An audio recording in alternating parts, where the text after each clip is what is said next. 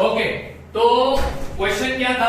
Question number 9 था। Question number 9 कौन सा था? क्वेश्चन नंबर 9 था क्वाड्रेटिक इक्वेशन की प्रैक्टिस सेट 2.6 का कर रहे हैं। क्वेश्चन क्या बोलता है? If 460 is divided by natural number, एक नेचुरल नंबर है, ठीक है, उस नेचुरल नंबर को हम डिवाइड करने जा रहे हैं 460 से।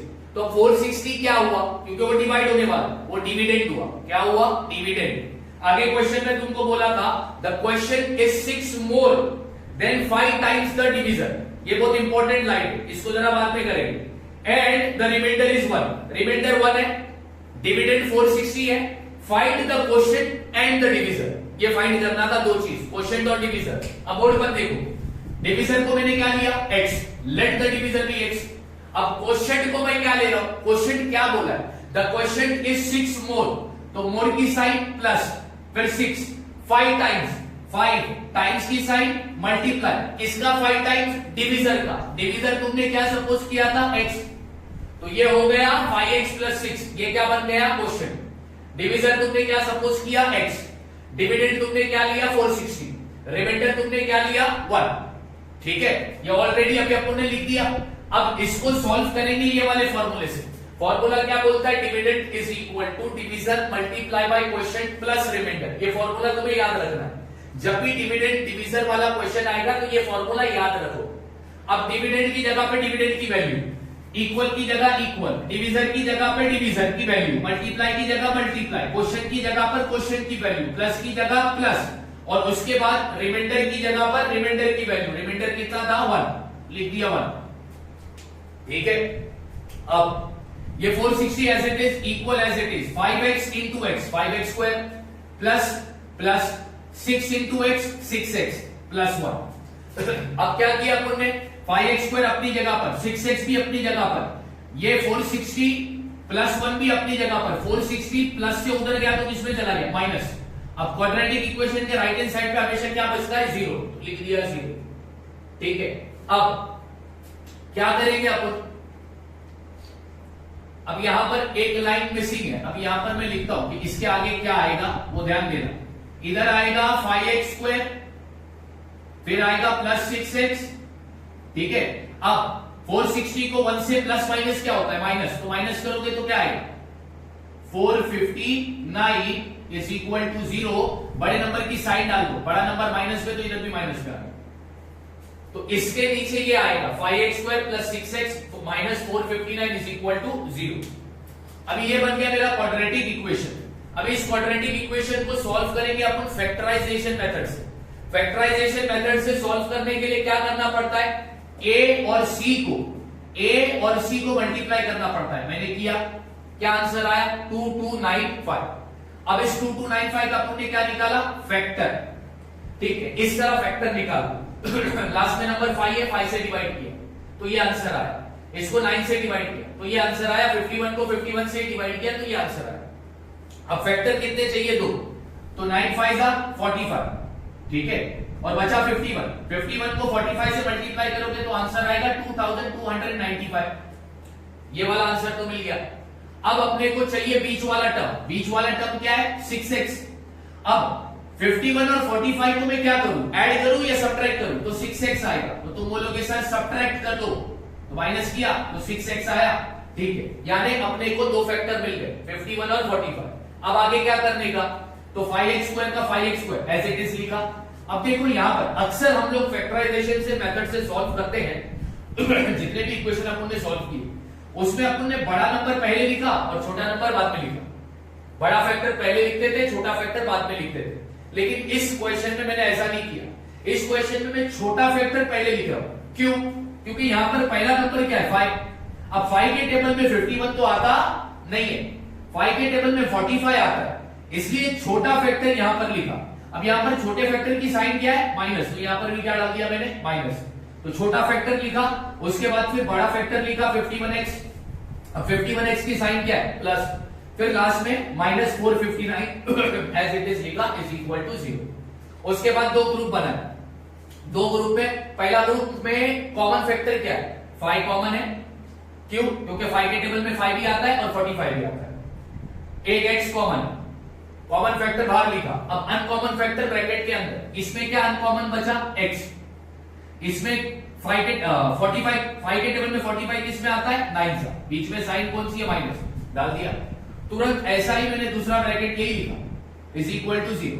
अब यहां पर दूसरे ग्रुप में छोटा नंबर कौन सा है 51, तो वही होगा उनका कॉमन फैक्टर, वो लिख दिया ब्रैकेट के बाहर। उसके बाद x माइनस 9 दो बार है, एक बार लिखा 5x प्लस 51 का पैर बना दिया। अब ये 0 दोनों के लिए है। अब ये -9 उधर गया पॉजिटिव हो गया, ये x की वैल्यू यहां पर आ गई -51/5, कैसे आई +51 उधर गया माइनस हो गया, नंबर अल्फाबेट के बीच में मल्टीप्लाई की साइन, मल्टीप्लाई से इधर हो गया डिवाइड, तो x की दो वैल्यू आई, x is equal to 9, x is equal to -51/5।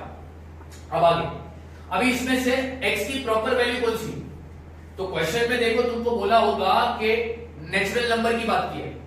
Natural number कभी भी फ्रैक्शन में या नेगेटिव नहीं होता, मतलब x की वैल्यू कौन सी काम की नहीं, ये काम की नहीं, तो लिखा x is not equal to -51/5, reason भी दिया it is not a natural number, मतलब x की वैल्यू क्या आ गई 9, ठीक है, x की वैल्यू 9 आ गई मतलब अपने को डिवीजन मिल गया, और x की वैल्यू 9 आ गई मतलब अपने को क्वेश्चन भी मिल गया। क्वेश्चन यहाँ पे क्या लिया था 5x + 6, तो 5 की जगह 5 लिखा, नंबर अल्फाबेट के बीच में मल्टीप्लाई की साइन, x की जगह उसकी वैल्यू डाला +6, 5 9 45 +6 इज इक्वल टू 51। जब भी ये डिविडेंड डिवीजन रिमाइंडर क्वेश्चन वाला क्वेश्चन अगर आएगा तो उसके लिए ये फॉर्मूला बस याद रखो, ये फॉर्मूला याद रखो, सब सॉल्व करने में आसानी होगी। फॉर्मूला क्या बोलता है, dividend is equal to division multiply by quotient plus remainder, ठीक है। चलो ये था तुम्हारा प्रैक्टिस सेट 2.6 का क्वेश्चन नंबर 9। अब अपन करेंगे प्रैक्टिस सेट 2.6 का क्वेश्चन नंबर 10। इसको कॉपी कर लो, कॉपी कर लो, इसको कॉपी कर लेना। अगर अभी कॉपी नहीं कर पा रहे हो तो इसका वीडियो, ये वीडियो तुमको YouTube पर भी मिलेगा, तो तुम लोग YouTube पे वीडियो निकाल कर पॉज करके कॉपी बाद में भी कर लोगे तो भी चलेगा, ठीक है, ओके। अब ये मैं बैठा रहा हूं, फिलहाल ये सब मैं बैठा रहा हूं। अब क्वेश्चन नंबर 10 देखो, तुम्हारे टेक्स्ट बुक में क्या बोला है, प्रैक्टिस सेट 2.6 का second chapter, practice set 2.6 question number 10। अच्छा क्वेश्चन है वो भी क्वेश्चन एक फॉर्मूले से सॉल्व होगा, पैरेललोग्राम का एक फॉर्मूला लगेगा, पैरेललोग्राम नहीं सॉरी ट्रेपेजियम का फॉर्मूला लगेगा। अच्छा क्वेश्चन में डायग्राम दिया है क्या, टेक्स्ट बुक में डायग्राम दिया होगा उसका, in the given trapezium ABCD, AB is parallel to CD। अच्छा मैं यहां पर एक ट्रेपेजियम बना देता हूं, स्केल लेके आ जाना बात, मैं यहां पर ट्रेपेजियम बना देता हूं। क्वेश्चन नंबर 10 2.6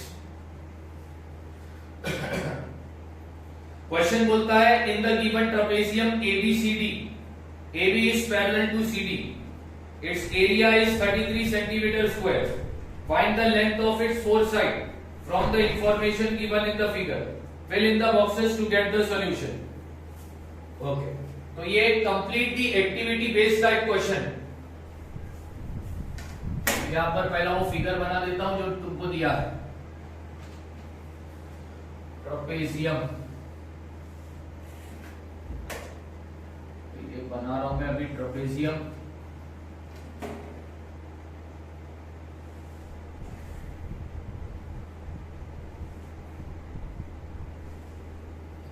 अच्छा ट्रेपेजियम का नाम क्या था बाबा, ABCD, ABCD ये ट्रेपेजियम है, और तुमको एक परपेंडिकुलर लाइन भी दी होगी अंदर से, ये रही वो परपेंडिकुलर लाइन, एम है ना, हाँ एम है। अब जो जो वैल्यू दिया है ना मैं वो लिख देता हूं, ए बी है x सेंटीमीटर और DC है 2x + 1 सेंटीमीटर, DC कितना है 2x + 1 सेंटीमीटर DC क्वेश्चन में दिया। उसके बाद AM जो है वो x - 4 centimetre.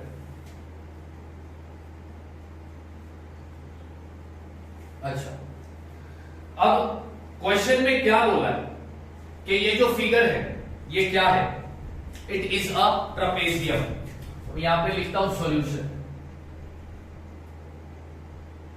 Quadrilateral ABCD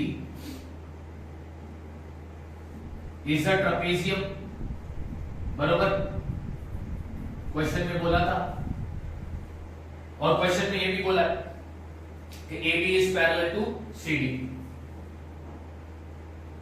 AB is parallel to CD,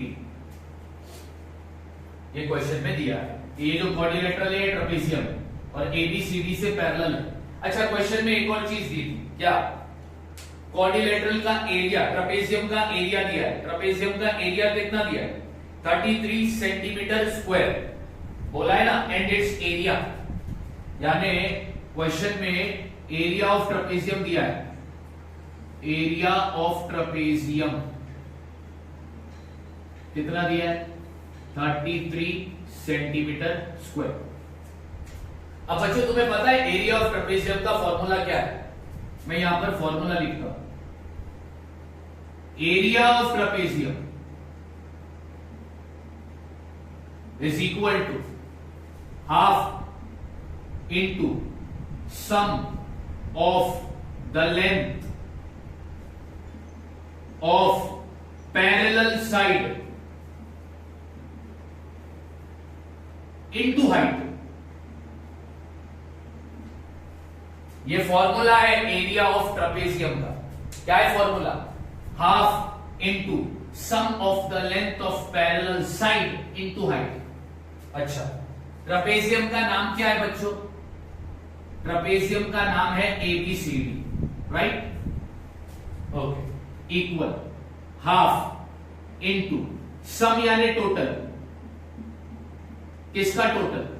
parallel side की लेंथ का टोटल, पैरेलल साइड की लेंथ का टोटल। अब यहां पर पैरेलल साइड क्या है? AB और DC। अच्छा, तो AB कितना है? X प्लस दूसरी पैरेलल साइड क्या है? DC, वो कितना है? 2x plus 1। ठीक है, तो यहां पर अब मैं पैरेलल साइड का नाम लिखता हूं। पैरेलल साइड का नाम है AB प्लस DC। सम यानी टोटल, किसका टोटल? पैरेलल साइड की लेंथ का टोटल, तो पैरेलल साइड की लेंथ का टोटल, यानी मैंने नाम लिख दिया। फिर इनटू हाइट, हाइट हमेशा कौन सी लाइन होती है? परपेंडिकुलर, तो यहां पर हाइट क्या है? EM। अब वैल्यू डाल दूंगा बच्चों, देखो कैसा। Therefore area of quadrilateral ABCD is equal to half into AB is x plus DC is 2x plus 1 into AM. What is AM? X minus 4. What is AM? X minus 4. Now think and tell me. Therefore, area of trapezium कितना दिया है बाबा? 33, right? ठीक है। अब ये half 2 divide में है, इधर आएगा तो किस में चले जाएगा? Multiply is equal to 2x plus x will be 3x plus 1 multiplied by x minus 4। अब दो ब्रैकेट है, राइट हैंड साइड की बात कर रहा हूं, दोनों ब्रैकेट है, और दो ब्रैकेट में बीच में साइन कौन सी है? मल्टीप्लाई की साइन है। ठीक है, अब देखो कैसे सॉल्व होगा। 33 2 सा कितना होता है बच्चों? 66। मैंने लिख दिया बाबा चुपचाप। 3x plus 1 x minus 4। हाँ, दो ब्रैकेट के बीच में मल्टीप्लाई की साइन। कैसा सिखाया था मैंने तुमको? एक ब्रैकेट को तोड़ो और एक ब्रैकेट को अखा रखो, यानी x को मैं मल्टीप्लाई करूंगा 3x प्लस 1 से, ठीक है, फिर माइनस 4 को भी मल्टीप्लाई करूंगा मैं 3x प्लस 1 से। अब मल्टीप्लाई करते हैं बच्चों, तो ये हो गया 66 is equal to 3x into x, 3x square plus x1 जा x माइनस 3 4 जा 12x minus into plus minus 4 1 जा 4। बात समझ आ रही है नहीं आ रही?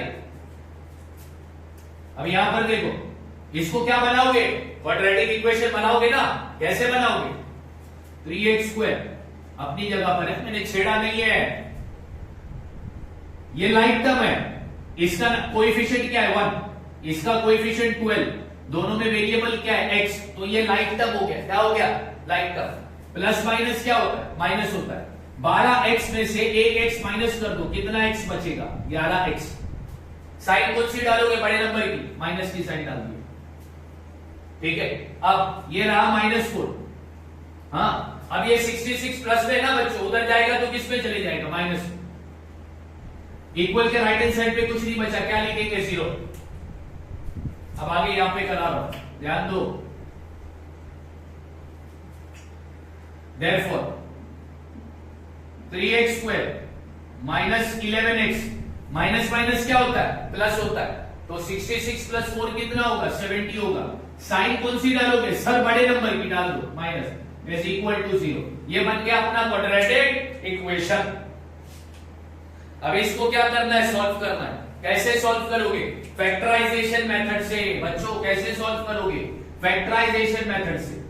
हाँ, क्या करना होता है फैक्टराइजेशन मेथड में, सर a और c को पहले मल्टीप्लाई कर दो, यानी 3 मल्टीप्लाई बाई 70, तो आंसर आएगा 210। अब क्या करूंगा, अब क्या करूं, 210 आ गया। अब आगे क्या करना पड़ेगा, सर 210 के 2 फैक्टर निकालो, तो यहां पे लिखता हूं फैक्टर ऑफ 210। फैक्टर निकालना भी सिखाया था, तो इसके 2 फैक्टर मैं तुमको बता देता हूं कि इसके 2 फैक्टर क्या आएंगे। 21 10 कितना आता है, 210। तो 2 फैक्टर कौन से लिया, एक फैक्टर लिया 21, दूसरा फैक्टर लिया 10, दोनों को मल्टीप्लाई किया, आंसर आया 210। अभी वही 2 फैक्टर को ऐड या सब्ट्रैक्ट करके देखो कि बीच वाला टर्म आ रहा है क्या। इक्वेशन में बीच वाला टर्म क्या है, 11। तो इन दोनों को क्या करना होगा, ऐड या सब्ट्रैक्ट, सब्ट्रैक्ट। यहां पे लिखता हूं 21 माइनस 10 इज इक्वल टू, ये हो गया 11। ठीक, अब इक्वेशन को सॉल्व करते हैं। तो ये रहा 3x square as it is, minus की साइन एज इट इज।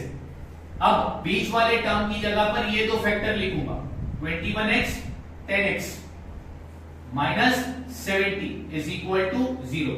अच्छा, अब तुम बोलोगे सर इन 2 फैक्टर के बीच में साइन कौन सी आएगी, तो माइनस माइनस क्या होता है, माइनस माइनस क्या होता है, प्लस। अब क्या करना है, सर ग्रुप बना दो, 2 ग्रुप बना दो, बना दिया। सर अब पहले ग्रुप में जो कॉमन फैक्टर है उसको बाहर निकालो, देखते क्या कॉमन है। 3 के टेबल में 3 आता है, 3 के टेबल में 21 आता है, मतलब 3 कॉमन फैक्टर हो गया। x एक कॉमन फैक्टर हो गया। अनकॉमन फैक्टर को ब्रैकेट के अंदर लिखो, अनकॉमन फैक्टर क्या है, x। ठीक है, फिर माइनस 3 के टेबल में 21 किस में आता है, 7 सा, x ऑलरेडी बाहर चला गया, ये रहा अनकॉमन फैक्टर। अब दूसरा ब्रैकेट डाल दो, सेम चीज लिखो, x minus 7 is equal to 0। लिख दिया। अब ये 2 ग्रुप के बीच में साइन कौन सी थी, प्लस की। अब दूसरे ग्रुप में कॉमन फैक्टर क्या होगा, तो जो छोटा नंबर है ना वो कॉमन फैक्टर होगा। 10 1 10, 10 7 70, तो दूसरे ग्रुप का कॉमन फैक्टर क्या मिला, 10, ब्रैकेट के बाहर आ गया। अब x माइनस 7 2 बार है, उसको एक ही बार लिखेंगे, और उसके बाद में 3x प्लस 10 को पैर बना दिया, इज इक्वल टू 0। अब ये जो 0 है ये दोनों के लिए है, तो x minus 7 is equal to 0 और 3x plus 10 is equal to 0। लिख दिया बच्चों मैंने, ठीक है। अब क्या करेंगे, therefore x is equal to minus 7 उधर गया तो प्लस 7, और ये क्या होगा, इधर x की वैल्यू तुमको क्या मिलेगी, ध्यान से देखना, प्लस 10 उधर गया तो माइनस 10। नंबर अल्फाबेट के बीच में कौन सी साइन, मल्टीप्लाई। मल्टीप्लाई से ये अगर इधर गया तो डिवाइड। एक x की वैल्यू मिली 7, दूसरे x की वैल्यू मिली -10/3। ठीक है। अच्छा, तुमको फाइंड क्या करने बोला, find the length of its 4 side. चारों साइड की लेंथ तुमको फाइंड करने बोला है, चारों साइड की लेंथ तुमको फाइंड करने बोला है। अब एक बात बताओ, यहां पर x की कौन सी वैल्यू काम की नहीं है, ये काम की नहीं है या ये काम की नहीं है। मेरे को एक बात बताओ, तुमको फाइंड करने बोला था चारों साइड का लेंथ, कभी तुमने देखा है कि किसी साइड का लेंथ नेगेटिव होता है क्या, नहीं होता। किसी साइड का लेंथ तुम लोगों ने फ्रैक्शन में देखा है, नहीं देखा है, मतलब x की ये वैल्यू काम की नहीं है। तो यहां पे लिखता हूं therefore x is equal to -10/3, इधर नॉट इक्वल की साइन आएगी, यहां पे लिखेंगे length cannot be negative. Okay बच्चों, यानी x की कौन सी वैल्यू काम की आ गई, therefore x is equal to what 7। ठीक है, x की वैल्यू क्या आ गई 7 आ गई। अच्छा, तुमको बोला था क्वेश्चन में क्या, चारों साइड का लेंथ पता करो, चारों साइड का लेंथ पता करो। डायग्राम में AD और BC पर सेम मार्क है। सेम मार्क मतलब क्या है कि ये कॉन्ग्रुएंट है। सेम मार्क मतलब क्या है, कॉन्ग्रुएंट है। और अपने को BC भी दिया था डायग्राम में x - 2 सेंटीमीटर। सेम मार्क है ना, AD और BC पर सेम मार्क है, तो सेम मार्क मतलब कॉन्ग्रुएंट है। तुमको चारों साइड का लेंथ पता करना था। अब तुमने चारों साइड का लेंथ आराम से मिल जाएगा। देयरफॉर AB क्या है x की वैल्यू लिख दो 7 सेंटीमीटर लिख दिया, ठीक। BC क्या है x - 2 यानी 7 - 2, तो कितना हो गया 5 सेंटीमीटर। BC कितना मिल गया 5 सेंटीमीटर मिल गया, ठीक है। उसके बाद DC क्या है 2x + 1 यानी 2 × 7 + 1, तो 14 + 1 = 15। तो DC तुमको क्या मिला 15। AD BC और AD पे सेम मार्क है, जो BC होगा वही AD होगा, तो AD कितना है, AD भी हो गया 5 सेंटीमीटर। तुमको क्वेश्चन में चारों साइड का बच्चों लेंथ पता करने बोला था, तुमने चारों साइड का लेंथ पता कर दिया। ये क्वेश्चन सॉल्व हुआ एरिया ऑफ ट्रेपेजियम के फॉर्मूले से। एरिया ऑफ ट्रेपेजियम का फॉर्मूला बोलता है half into sum of the length of parallel side into height. ये फॉर्मूला याद रखो। अब तुम बोलोगे सर ये तो complete the activity based question था। हाँ बिल्कुल, ये complete the activity based question था। तुमको क्या करना है, ये पूरा sum as it is copy कर दो, ठीक है। और जो भी एक्टिविटी में फिलअप है, जो बॉक्स ब्लैंक दिया है, वो पेंसिल से टेक्स्ट बुक में ही फिल कर दो। मेरे को पूरा सम समझाना था, ये बताना था कि जब भी ऐसा ट्रेपेजियम वाला फॉर्मूला आया, एरिया वाला क्वेश्चन आया, तो एरिया वाले ट्रेपेजियम का फॉर्मूला क्या है वो बताना था, उसको किस तरह सॉल्व करना है वो बताना। बात समझ में आ गई? तो बच्चों मैं आपके बोर्ड पर एज इट इज रख रहा हूं, आप लोग कॉपी कर देना।